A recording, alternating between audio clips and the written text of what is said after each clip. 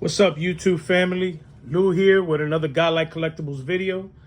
And today I wanted to go over this top loader binder that I had gotten. I did show it, but I ended up getting a second one. The first one was with my Puerto Rican players, but this one here I'm doing of Hall of Famers. What I decided to do was, since it holds 288 slots, what I decided to do is I was going to put one card of every Hall of Famer in here. A lot of the older cards I don't have, so in their place I put in either since I don't have a Playing Days card of them, I might have had like a more recent modern card, and I put that instead. And also, if I don't have a card, any type of card of them, what I did is put in a piece of paper with their name in it. That way, when I do get the card, I know where they go on the slot. So these are in order of when they were inducted into the Hall of Fame, starting with the very beginning to where it's at now. That way, as they continue to be added on, I still have some more space in the back. I'm only doing players, not managers, not umpires, not executives, just the players alone. So I just wanted to go show you what I've done so far with it. And it's pretty cool. As you can see here, like I have this Ty Cobb here. So for example, I don't have a Walter Johnson, so I have that in place.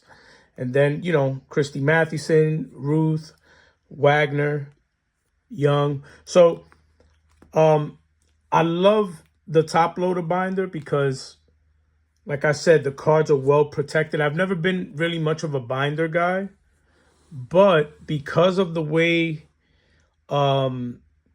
these cards are protected with the top loaders, I decided that I was going to do something.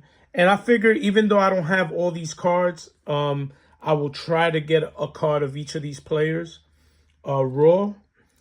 And, you know, if I can get a Playing Days card in the future, then I'll get it. But for the most part, I just want to get a card. Like, for example, this Joe D, right?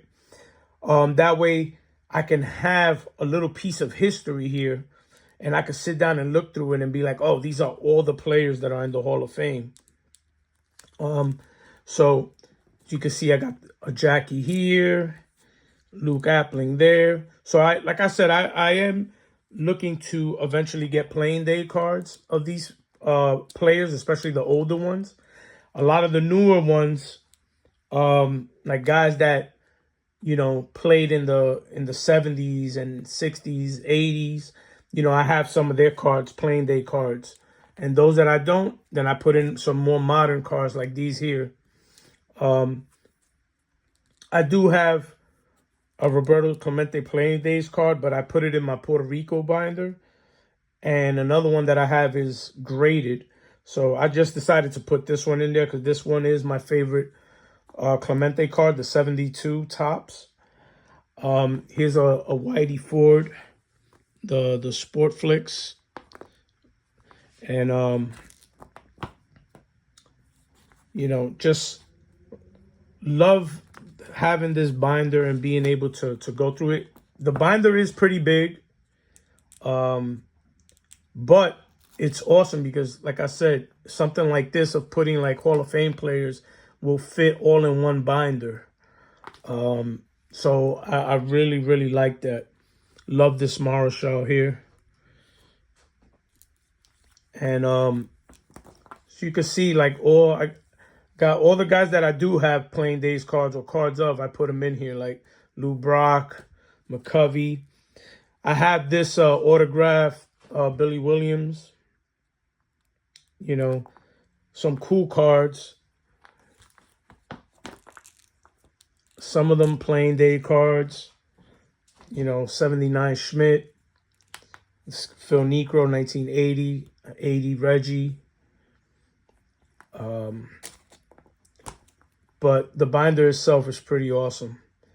So I'm looking forward to filling these up and also substituting a lot of these cards as I try to get all their rookie cards. If I can, then, you know, whatever you know, my affordability can go for. But the reason I want to show this too is because I want you guys to understand that, like, this whole book is all about Hall of Famers, right? But as you can see, there's not really a lot of expensive cards here. Like, you can put together a nice Hall of Fame binder without breaking the bank. You know what I mean? Like, got this 81 Ozzy, you know, a beautiful 83 Gary Carter. You know, all these cards, these are like, you know, I love how they look. You know, I got this O-Pee-Chee, Carlton Fisk. You know, these are just cards that are available and affordable. You know, here's a nice Dennis Eckersley. And, you know, as I keep filling them in, you know, I wanted to represent a lot of different cards as well. That's why I put like different type of cards. Like, for example, I have Roberto Alomar's rookie cards, but I decided to go with the 89 Upper Deck. I got this Barry Larkin Sports Flick 86.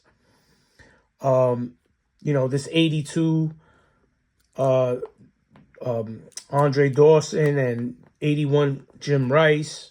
You know, here we got Maddox's rookie. I wanted to be able to have diversity of different sets. You know what I mean? We got the Donruss set. We got Leaf. You know, Bowman, Topps. Have a little bit of everything where different sets can be represented. Here's a nice Stadium Club. I got a Bowman Chrome here of Vladimir. You know, here's a 84 Fleer. Got the 89 Griffey here. You know, 87 Topps, Tim Raines. You know, the Mike Mussina 92 Fleer Ultra. I really like that card. You know, I even threw in the Pinnacle here with Edgar Martinez. You know, here's a Derek Jeter rookie, the Topps Prospects, the Topps Gold Prospects. So I just wanted to mix it up, make it different, you know what I mean? And here's a David Ortiz. This is a Pacific. And Jim Cott 81 Donruss. Here we got the Tony Oliva 1970 Topps. You know, Larry Walker 1990. You know, just a little bit of everything. Here's another Stadium Club of Joe Mauer, my favorite Hall of Famer. Just kidding. But just to wanted to show this, and I still have room for some more candidates, you know what I mean, on these last page. So, you know, very cool binder. And I think it's definitely worth getting, you know what I mean, if it's something that you like to display. I love the fact that I could just open up this binder and be able to just look at these cards, you know, and really enjoy them. And I threw, like I said, I threw in a little bit of everything. Here's the Trevor Hoffman Fleer Ultra, the gold medallion. Got the classic Chipper Jones 1990. I got a McDonald's rookie of Jim Thome. You know, just I wanted to diversify the set. Here's a Star 92 of Frank Thomas. You know, and this is just something that's so cool that you could just open up. And what's great about it is that because I have so many cards of a lot of these players, like I have a bunch of Frank Thomases and a bunch of Randy Johnsons, whenever I want, I could just swap them out and just put in another one if I wanted to just change it up, you know what I mean? And, you know, if it's the flavor of the month that I want to be putting something else, here's a beautiful 83 Molitor. You know, so just so cool cards in here, man. So this I thought was really cool to do. So I'm using this binder, like I said, for my Hall of Famers. One Hall of Famer per slot. And I love this Willie Mays 2020 Topps. This is a nice one here.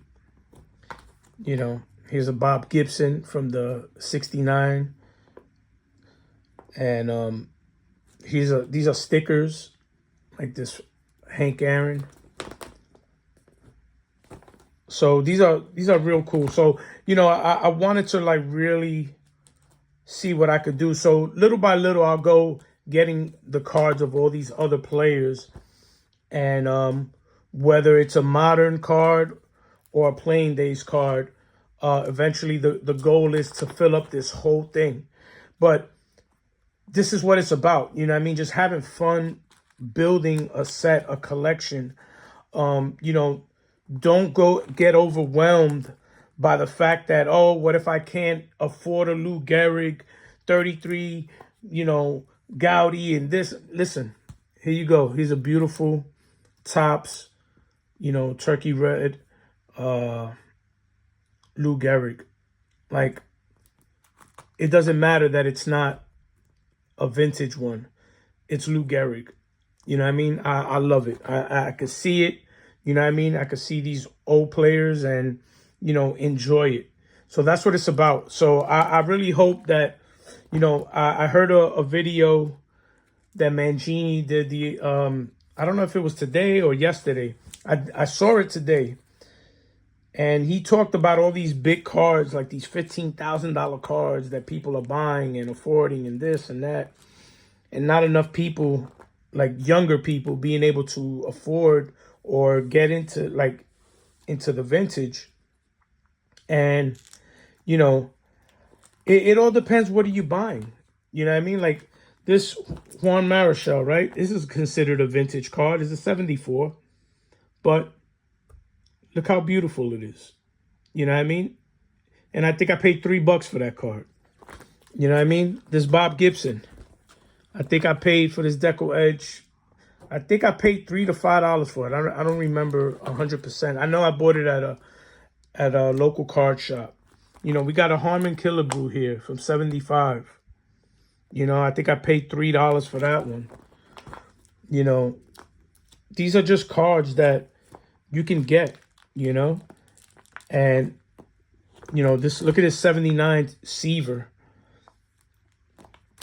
These are some cool cards, man. Like, you know, don't get overwhelmed.